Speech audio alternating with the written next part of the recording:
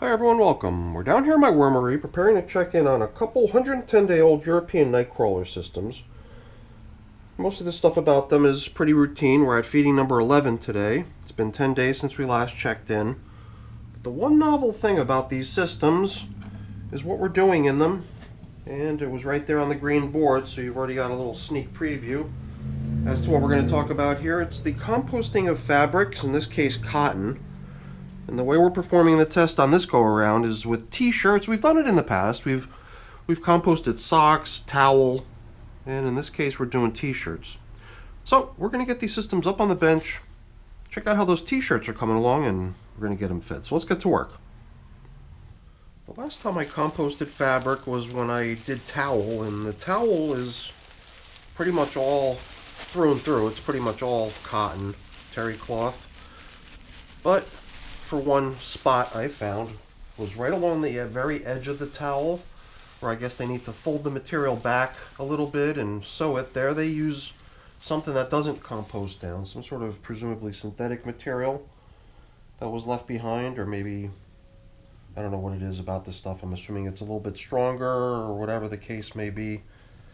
Maybe it's expected that on the very edge of the towel we're going to do a little bit more rigorous use. Needs to be a little bit tougher. I don't know what the deal is. As you can see, I'm taking care to try to preserve this top covering because it does seem worth keeping it around for one more go at the same job of top covering. But my guess is by the next time we come back in here to feed, these top coverings might not be in usable shape anymore. In fact, over here in bin number 2, I'm almost thinking that reusing this top covering might not even be possible, just from looking at the thing.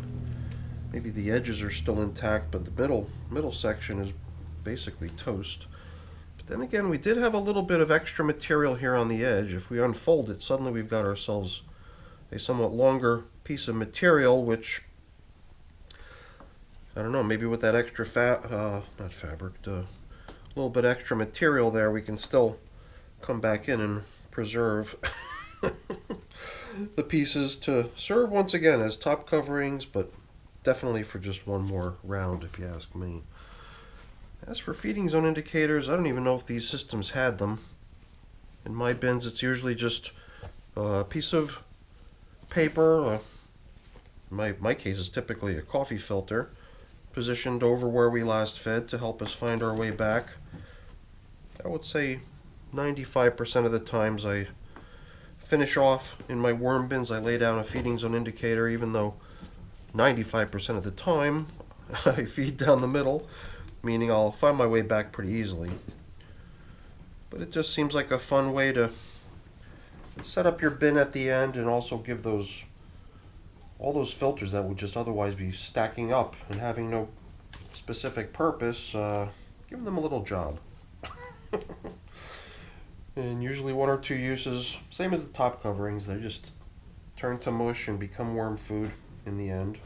Let's see what these fabrics are looking like. I do feel like I should be a little bit more careful now that we're more than 2 months into this test, just to make sure that whatever wear occurs on these t-shirts, it's the result of worm action, or at least worm bin action, whether it's fungi breaking the food down, whether it's worms. I see a good bunch of them in there ripping off the kernels one after the other. I just, in these cases, prefer to see that the progress that the system is making is due to its own capability versus me helping it along. Other times I'm all about helping this stuff break down quicker by perhaps fragmenting larger objects into smaller bits and stuff like that. So we did throw in a whole bunch of these too, like just cobs of corn cut into little discs. So the last feeding was pretty much corn themed. So kernels all over the place. Look at this one. They're definitely ripping the kernels off that cob right there. And the corn is definitely a popular item. I wouldn't be surprised if we sort of encountered a little bit of a worm party along the way, bumping into some of these larger chunks of corn. besides these larger pieces, just, you know, a piece of corn on the cob, cut the long way, opened up like that. There's also those little discs, but we also added something that's gonna not be so easy to see after 10 days in the worm bin, which was pretty much flakes, basically corn on the cob thrown in a blender and turned into flakes, which the worms are obviously much more easily going to be able to nibble away at.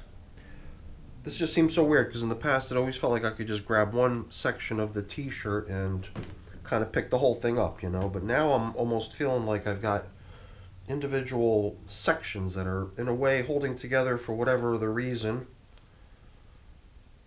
but most of it is just connected with these really flimsy little sections. And I think they're not even so flimsy because of what is added, not cotton. I'm thinking here again, certain sections, the stitching that holds certain seams together, or maybe all the seams together, is probably a material that's not going to break down. It's going to end up looking kind of like this, nibbled clean of all the cotton that was on it. Remaining behind because it can't get chewed up, just like this label. So, well, I don't know why I find myself just getting so into the fabric tests. It's clear what's going to happen, but it's just interesting to see it occurring over time. So we've spread out a good bit of this fabric material all over the place, and I wonder if we've got it all. Maybe there's even more that we could try to drape out a little bit so that when we get to restoring this feeding area, we can hopefully position the stuff in such a way that we maximize the worm traffic on this stuff. Loaded full of yummy stuff, so they got to get in and out of this stuff to get at the yummy foods, and then just by being there, the cotton will get that much more attention from the little wormies. Alright, so I feel a lot more corn cob remaining in this handful, perhaps 4 or 5 of those little discs. Don't know what else we're going to find. This is just a big pile of castings. Very nice. Worms are doing a good job. It's not all flowing or loose because it is pretty damp. There's a good bit of moisture in here, which can only help, I believe, at this stage of the game. Keep everything nice and accessible, because the worms can't handle being on or in dry stuff, but as long as you keep stuff nice and damp, they're going to be really comfortable in that stuff. So, why don't we move on to see what is happening over here in bin number 2 before we completely neglect it. Now it feels like we got to sort of rush through bin number 2 because we goofed off so much in bin number 1, but I don't even know if that's fair to say either, because now that we're in bin number 2, we kind of know what to expect, right? Since the systems are being run almost identically to one another, it's fair to expect that we're going to just see more of the same. In fact, seeing something different, any sort of deviation to what you're expecting, is usually a sign of something happening, might need some attention. But yeah, look at the job these little guys are doing on the corn cob. Corn kernels, they sure seem to like them.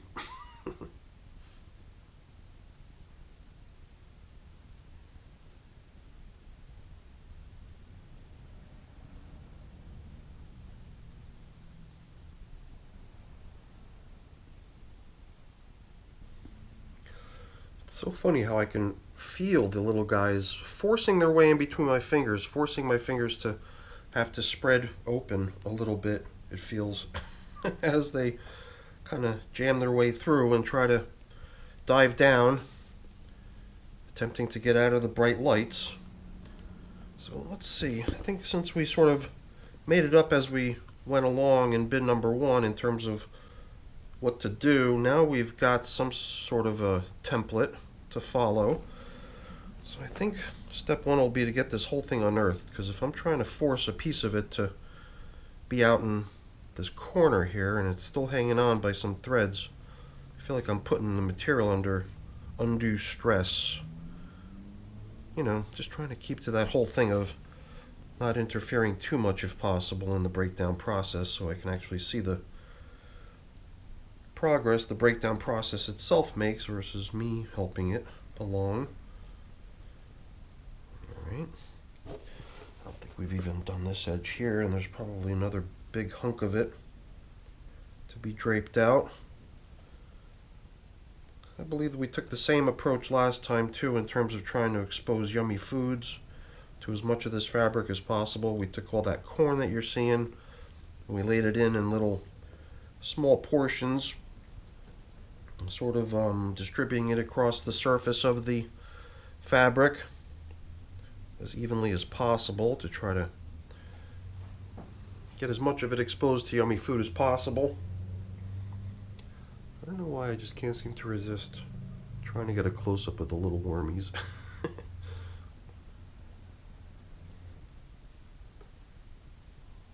Oh boy. I wonder, is this a piece of... Okay, no, I don't think so. Or maybe that is right there.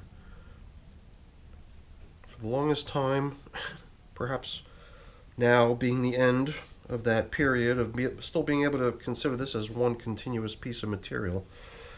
I think even last time we were starting to, I thought we saw some chunks that had already come loose from the main item. Oops. And we're just floating around on their own. I think we're kind of getting to that point with this piece of fabric here too. But let's just make sure we've created a little bit of a void down here into which we can repack some of this material. Here we seem to have taken care of that to a certain degree already. Let's get a little bit more of it down in the hole, because then we can start coming in with number one. I guess we'll bring in some of my nice aging coffee. It's been sitting in this box for months at this point. Look how dry this stuff is already. Most of the time I'm just coming down here with the coffee filters, almost in some cases directly out of the coffee maker. But this stuff's actually been sitting around for a long time now. But I just didn't have any coming straight out of the coffee maker today. And that also means no feeding zone indicators today either. So I guess application of food number one is going to be the worm chow and the coffee. But now I think we can get another hunk of this stuff or two of it. Oh, I think I just tore that piece right there off.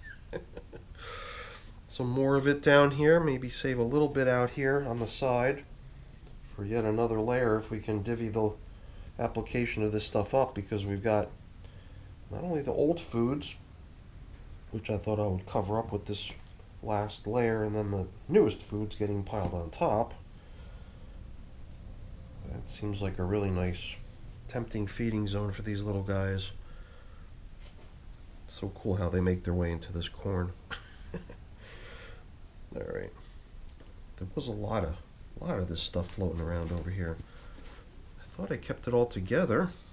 Or did I bury it? Where are all those corn bits?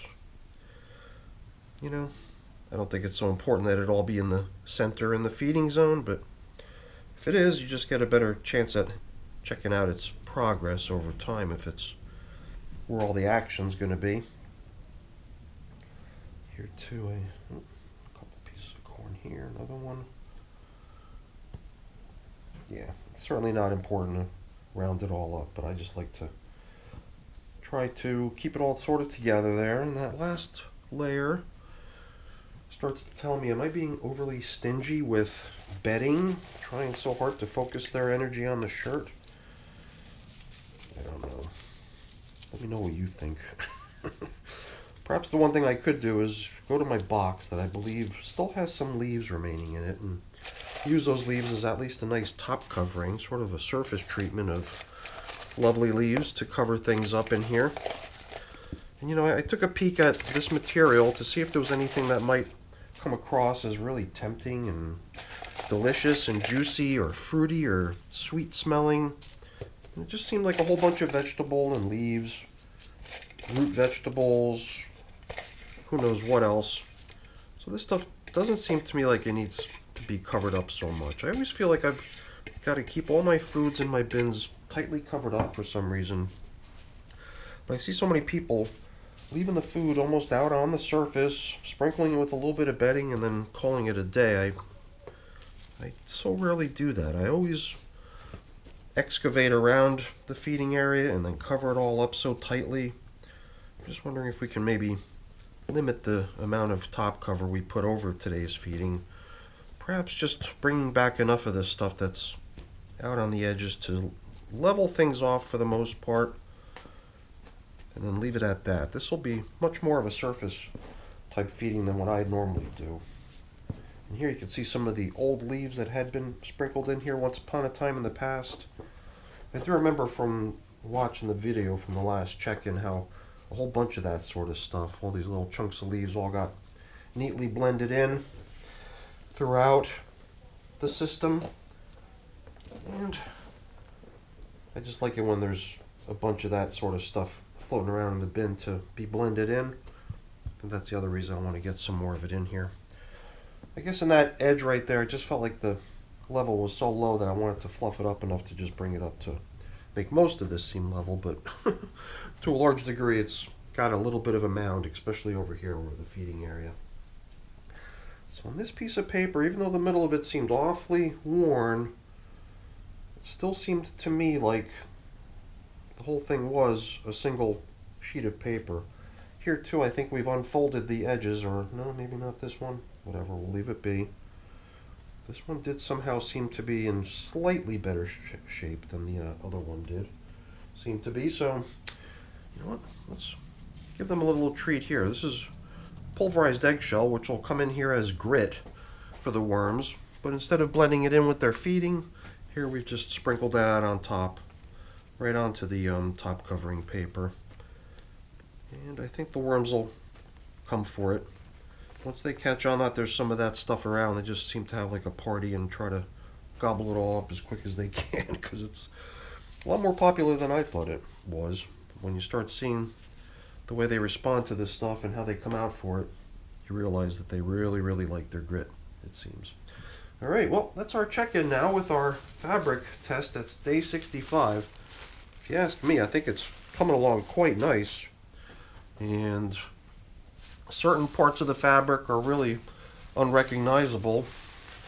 In certain cases, the only thing remaining of what had been there is the thread that's, I'm assuming, not degradable, and that'll just be in there and that'll all get fished out at the end. But it's so cool how the worms are able to just go around every little piece of synthetic thread and just eat off the actual cotton fabric. So cool. Alright everyone, I got a few things I got to take care of getting cleaned up and put away, but I'm not going to keep you around for that. That's boring. Before I go really quick, let me just say thank you. Thank you so much for watching. Hopefully you enjoyed the video. If you did, as always, please don't forget to leave me a quick thumbs up before you go. That's always really appreciated. And if you haven't done so already, please also consider subscribing to the channel. That's very much appreciated as well. Alright everyone, have a great day. Thanks for watching. Bye now. I know, I almost forgot.